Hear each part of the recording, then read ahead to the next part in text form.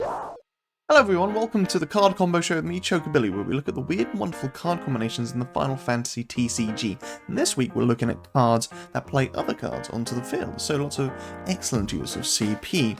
The cards I'm looking at this week are Golbez from Opus 14, Exdeath from Opus 14, Chocobo Knight from Opus 5, Hojo from Opus 14, and finally Tama from Opus 1, so from the very old to the very new. And we're starting off with none other than Golbez, the Dark Ironclad.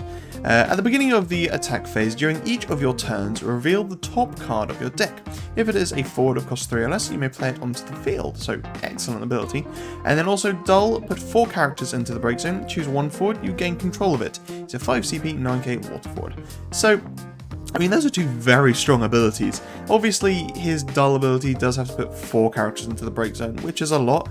It can include himself as well, so it's not the worst thing in the world. But you've got to bear in mind that Golbez is in water, which is an element that exceeds in just flooding the field, especially the Vikings. And Vikings are things that like to be broken because they get you cards to hand. So really, Golbez is a great card.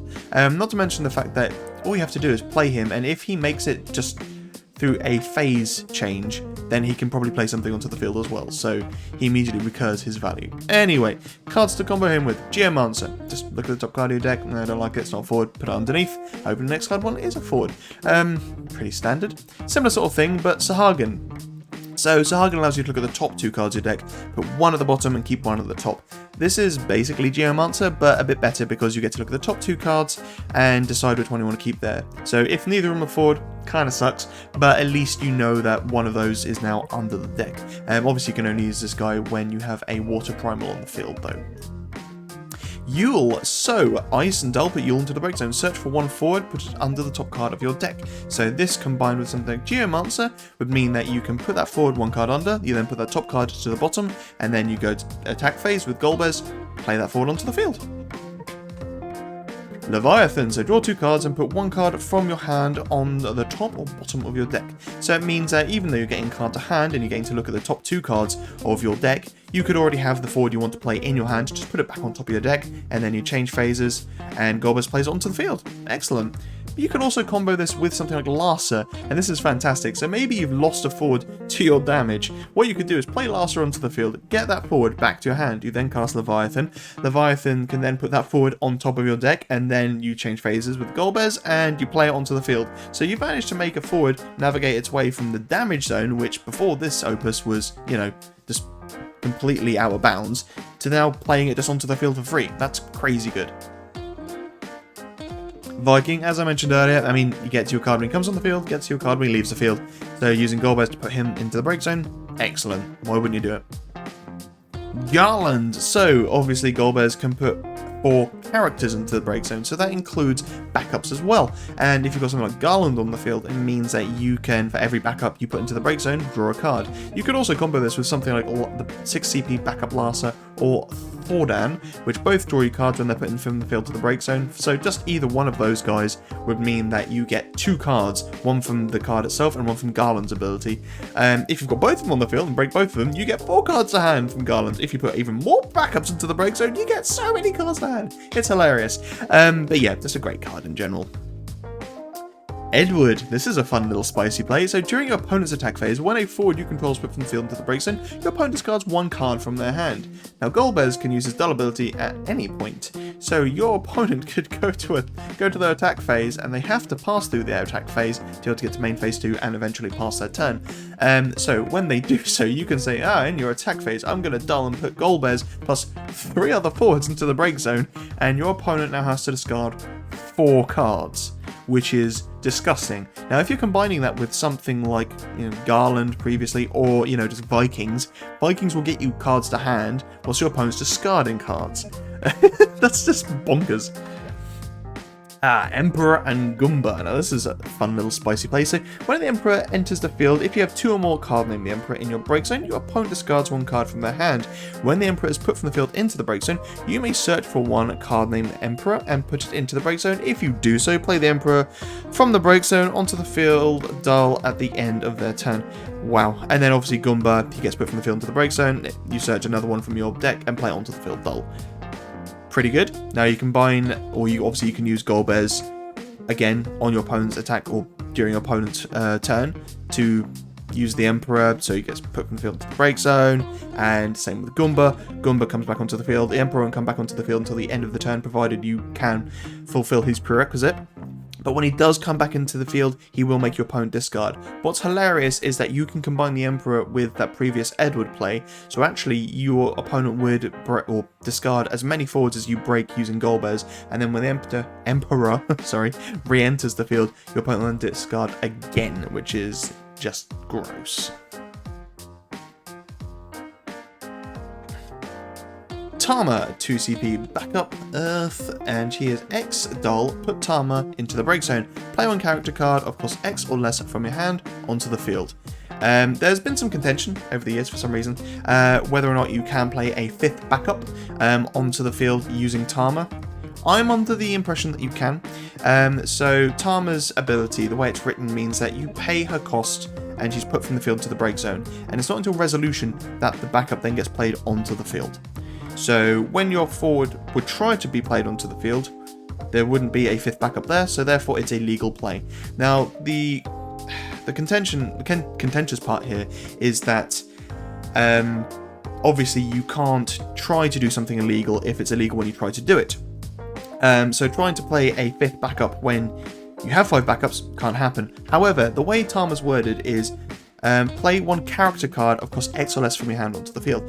So it's not stating it has to be a backup, and it's not stating it has to be of a particular cost. So it actually can be of X or less. So you could technically play 10 and then play pretty much any character in the game onto the field, with the exclusion of Montleonis. But it's because of the way that it's worded like that means that you can effectively put Tama into the break zone, and then when resolution comes around, then play that backup, because it doesn't specifically talk about backups. Anyway, yeah, Tama's a great way to be able to make any character in the game back attack, really. And to this day, she's still one of my favourite Earth cards. I don't play her as often as I would like, but I still think she's an excellent card. Unfortunately, I hate the character. Why does she have to repeat the word the? Sorry, rant over. Anyway, Regis. So you could, block with a couple of forwards on your opponent's attack, or just, attack with your couple of forwards, but I think personally it's better on your opponent's turn, because you can block with a couple of forwards, they die, go from the field to the break zone, and then your opponent tries to end their turn. You use Tama to play Regis onto the field, and the great thing about Tama is the fact that it's colour free, so it doesn't matter. You don't have to pay lightning to be able to play Regis, because it's about the cost, not the elements involved here. So you can then play Regis onto the field, which will then replay a couple of those forwards back onto the field if they died. Barthandulus? I don't know. So at the end of each of your opponent's turns, dull and freeze all the active backups your opponent controls. So again, maybe your opponent is trying to end their turn, and when they do so, you just Tama Barthandulus onto the field, and they've got a few backups there. Maybe they hadn't considered the fact that they want to use those backups for whatever. Maybe they're leaving them open for, I don't know, summon, cancellation, or just activated abilities. Now they have to consider the fact that if they leave them open, they're going to get frozen out, which sucks. So yeah, it can really blindside your opponent, and they won't know what to do, hopefully. Aside from, just killing Barthandulus, which would suck. Zeramus, similar sort of thing. So at the end of each of your opponent's turns, dull all the forwards your opponent controls. So maybe you've built up a bit of a wall and they can't attack through, so they just go to end their turn. You play Zeramus onto the field, and all of a sudden now all their forwards are going to get dulled out, and they are screwed. The problem with Zeramus is the fact, well, I say problem, he's a great card, but you play him onto the field and your opponent sees that on your turn. So when they go to their turn, they're like, well, now I know my forwards are going to become dull, so I need to do something with them. But if they try to pass their turn, and then you can bring Zeramus in, then your opponent's like, well, I'm now in my main phase 2, I can't attack. So if they've got activated abilities, I can do that, maybe. But yeah, basically it's a good way to be able to make sure that your opponent's forwards are going to be dull at the end of their turn, and won't have attacked, hopefully. I mean, they might have attacked, but you know what I mean. Zidane. So let's say your opponent plays something like, I don't know, Alcid, and they're going to play something else onto the field. Well, let's just cheat in Zidane. Look at your opponent's hand and be like, no, you're not going to play that card onto the field, and just take away their options. To be honest, I think anytime your opponent's going to combo something, the instance they lay something, Tama in Zidane, and you just completely wreck their hand, because maybe they're going to try and play a summon from hand, maybe they're going to try and do something else. It's just hilarious. And immediately, the instance they see Tama is playing Zidane, and obviously they have to wait for Tama's resolution for Zidane to come in. But the instant Zidane comes in, they're like, no. So they have to make a on-the-spot decision, which is always hilarious. Buckaboo. So again, a similar sort of thing. So your opponent, I don't know, maybe played a Phoenix, or they're playing something like Alcid, so they're playing something where they get to play a character onto the field. You can tech in Buckaboo. Now, when that forward or character enters the field, your opponent's going to have to discard 2 cards. If they have already put that ability on the stack, there's not much they're going to be able to do to stop it from playing. So, for example, if they played a Phoenix and they're doing 8k to one of your forwards and they've picked a forward from their break zone, they've now picked that forward, so it has to happen. You can then Tama Buckaboo onto the field. Obviously, Buckaboo would be there when Phoenix brings in that forward. That forward will enter, and then your opponent has to discard 2 cards regardless. So, unless they have something else they can do from hand and just get rid of all their cards from the hand, which would kind of be stupid. I mean, it depends on the value, really. But yeah, blindsiding them with a Buckaboo, hilarious fun. Remedy, similar sort of thing. These are really mean combos. So your opponent goes to search something. No you don't. You Tama in Remedy. And I mentioned this an episode or 2 ago, where if you have Remedy come onto the field before your opponent has actually searched, and they then decide to search, they will have to discard a card, at which point you then get to search a Sid Randall.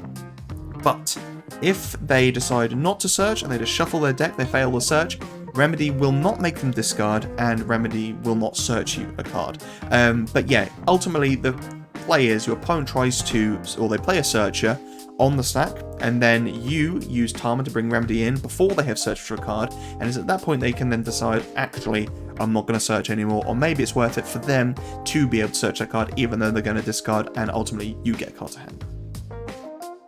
Neo Exdeath. Sorry guys, I had to throw this one in here because at the end of your opponent's turn, just bring a Neo Exdeath, and now they have to contend with the fact that they're going to lose a forward, and hopefully they can break it because they lose, or I say lose a forward, lose a character.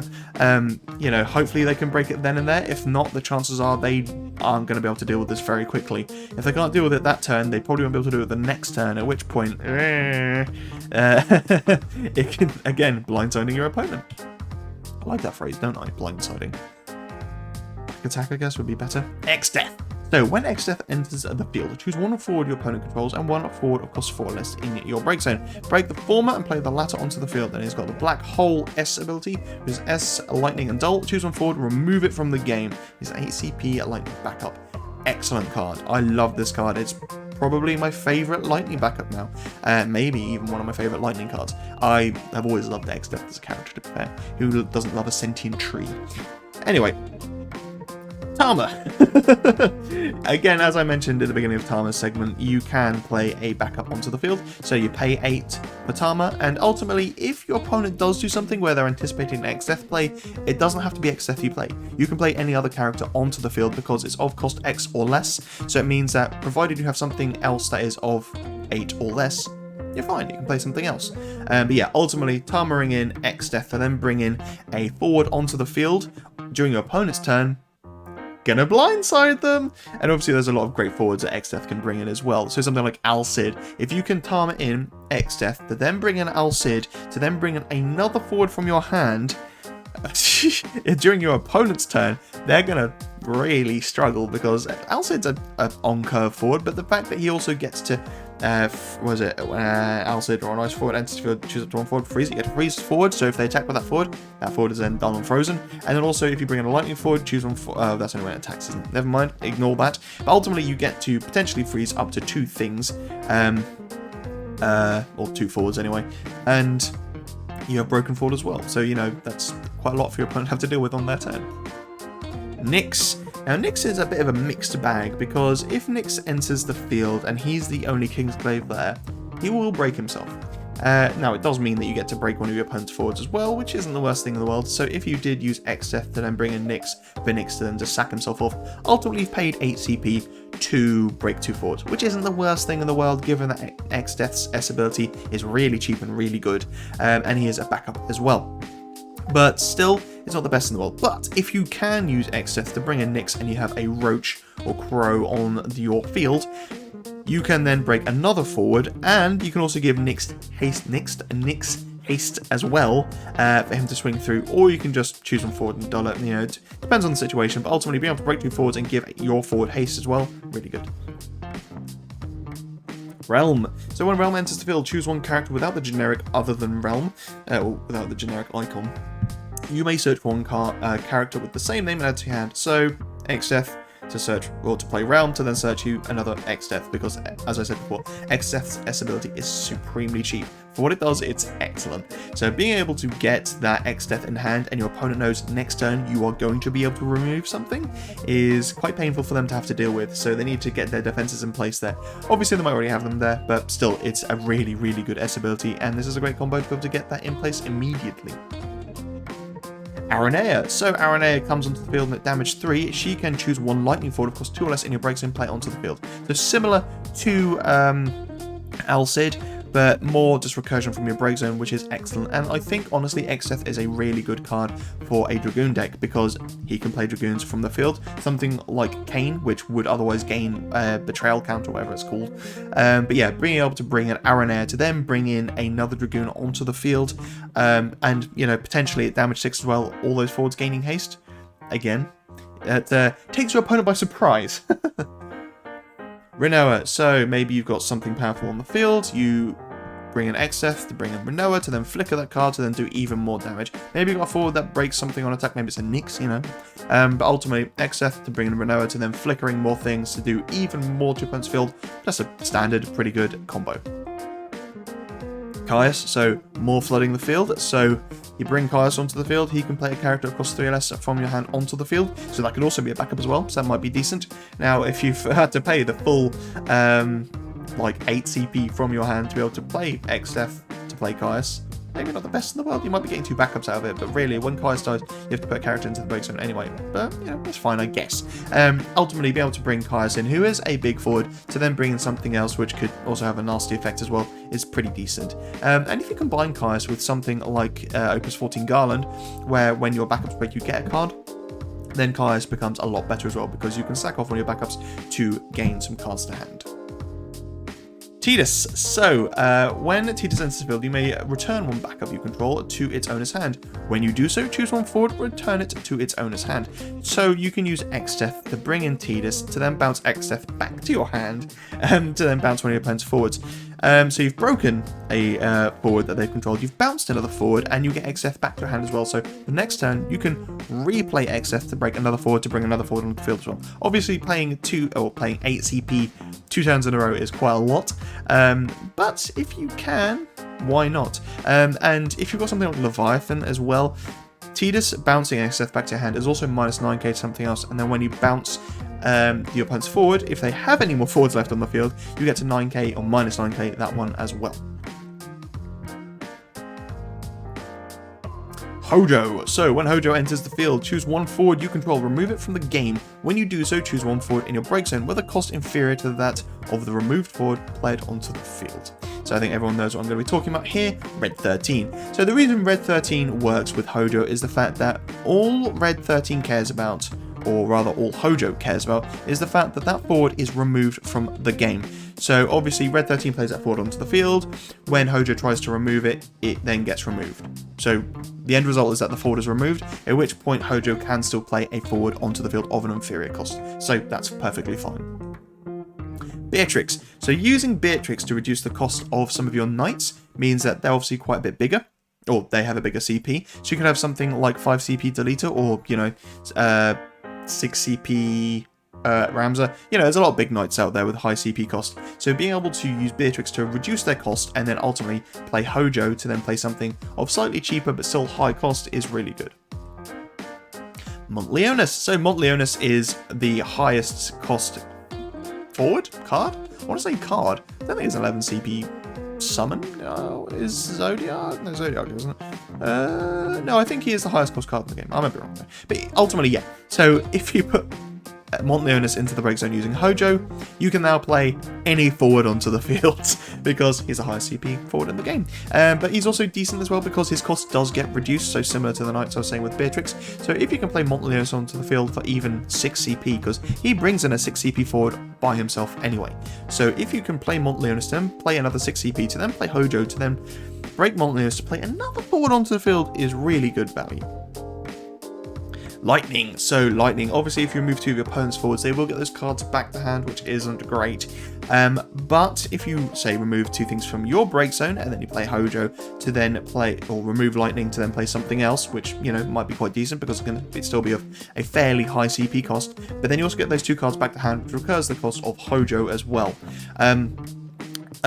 I mean, to be fair, even if you remove your opponent's forwards, they will still go back to their opponent's hand, so if you do this all in the same turn, and all you're going for is game, then it's not the worst thing in the world. You might be giving them the CP to hand to be able to cast summons or things, so be wary of that, but ultimately, removing those forwards from the field so that they can't block or attack or anything, means that you're able to just push through.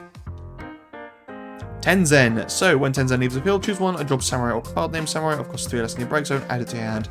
Samurais are kind of like monks, but a little bit worse. They do a bit more damage consistently to your opponent's forwards, though. But yeah, Tenzen being able to be put from the field to the break zone to then get a samurai to hand, and then ultimately playing a forward onto the field with Hojo as well is pretty decent. What's also interesting is when Hojo, the way Hojo is worded, enters field, choose one forward you control, remove it from the game. When you do so, choose one forward in your break zone with a cost inferior to that removed forward. Play it onto the field. So you could pick the same forward with both Tenzen and Hojo. Obviously, one of them would fizzle though, which would be stupid. But it's just a funny little aside, which I noticed. But ultimately, Tenzen can get you a samurai to hand, and Hojo can play a samurai onto the field. And finally, Kane. Kane obviously can reduce his cost by quite a bit, and he also makes room for Hojo in the backup lineup as well. But he's also an 8 CP forward, so you can play Hojo to put Kane in the break zone, to then play another big forward. You know, it could be 7 CP Sephiroth, or Neo Exdeath, I don't know. But yeah, ultimately it's disgusting, and he can play lots of good things.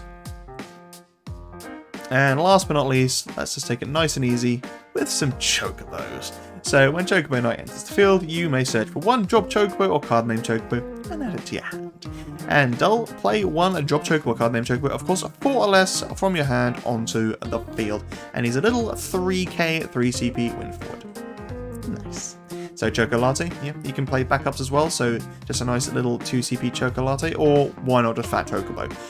It can't play the 5 CP Chocobo, obviously, but Fat Chocobo, if you are in a proper Bobo's deck, it means that you should be able to reveal, you know, a potential of 5 Chocobos to your hand, which is hilarious. Yeah, just be able to play Chocobo Knight into Fat Chocobo, which is a backup, so more consistency. And not to mention that Chocobo Knight also searches you the Fat Chocobo when he comes onto the field as well, is good. And then hopefully get a buttload of Chocobos to your hand. Warrior of Light. So if you use a Chocobo Knight to play a Chocobo onto the field that is actually a standard unit, that means Warrior of Light will then reactivate to backups as well, which is good because you're recurring some of your cost for playing something like Warrior of Light or just other things onto the field. But if you combo it with Hope, actually what happens is if you use Chocobo Knight to play a standard unit, that will trigger Warrior Light's effect, which will then trigger Hope, and you can actually reactivate Chocobo Knight with Hope's effect to then play more to then re-trigger Warrior of Light. Now obviously Hope only triggers once per turn, so that kind of sucks. Well, I think otherwise it'd be super overpowered. But yeah, ultimately you can use Hope for that one time to reactivate Chocobo Knight, maybe another Chocobo Knight on the stack as well, and just keep on flooding the field with your Bobos. Okay. Arc. So when Arc enters the field, choose up to 3 job standing units or job Warrior Light, activate them. So you could Chocobo Knight, Chocobo Knight, Chocobo Knight to play things, play Arc onto the field, reactivate them all, do it again. And obviously when Arc enters the field, choose one job standing unit or 3 or less in your break zone, play it onto the field. So be able to play Chocobo Knight onto the field through Arc to then be able to search you another Chocobo as well is just really good as well.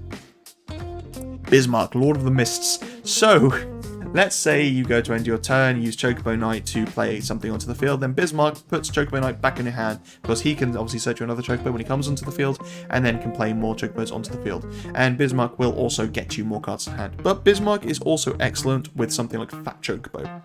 because use Chocobo Knight to play Fat Chocobo onto the field, you get 5 Bobos to hand. End of your turn, Bismarck bounces Fat Chocobo back to your hand, you get a card to hand. Then the following turn, use Chocobo Knight to play Fat Chocobo onto the field, you get 5 Chocobos to hand, rinse and repeat until silky smooth. And finally, Ninja. So, a 1 wind and a dull, choose 1 wind forward, activate it. Basically the same as the Exali, but Exali doesn't specify wind forwards. But yeah, being able to pay 1 CP and dull, or effectively 2 wind CP here, to be able to reactivate your Chocobo Knight to then play something else is decent. Most of the Chocobos you're going to be playing with Chocobo Knight will be, well, they should be, at least 2 CP, probably 3 or 4 CP. And if you can play a 4 CP, then use Ninja to reactivate Chocobo Knight to then play another 4 CP onto the field, that's excellent value. And again, if you have something like Warrior of Light on the field, we get to reactivate your backup Cirrus as well. It means that you can effectively rinse and repeat till silky smooth, because you can use Ninja to reactivate Chocobo Knight. Chocobo Knight plays something onto the field. Warrior of Light will reactivate Ninja and another backup. Use Ninja to reactivate Chocobo Knight to then play a Chocobo onto the field to reactivate Ninja and something else to reactivate Chocobo Knight, and you see where I'm going with this. So, hilarious fun and flooding the field with Chocobos. There we go, folks, all done and dusted. I'm glad. I don't really feature that many Chocobo combos, and to be honest, Chocobos aren't that great anymore. Anyway, they used to be like one of the best to flood the field deck types, but since like Opus 8, they haven't been as strong. Now, I thought something like Bismarck was going to help them a bit, because ultimately Bismarck has the ability to dull your wind forwards to deal damage to things, and as Chocobos are good at flooding the field, that's pretty decent. But unfortunately, things like Ninjas and Dragoons flood the field a lot better and more efficiently, because not only do they reduce costs for lots of their forwards, but they have excellent end to the field effects, and Chocobos don't really have that. They have good effects when they attack, but they have to be able to attack. And yeah, giving haste to them is viable, but even then, there's only a few Chocobo forwards that really give haste. You need something like the Opus 3 Fire Luneth, which gives all your standard units haste, but that's kind of hard to wangle them in. So yeah, it's a kind of a shame, but you never know, there might be something on the horizon for Chocobos. Anyway, let me know what you guys thought of the video. Be lucky, stay safe, and I'll see you in the next one.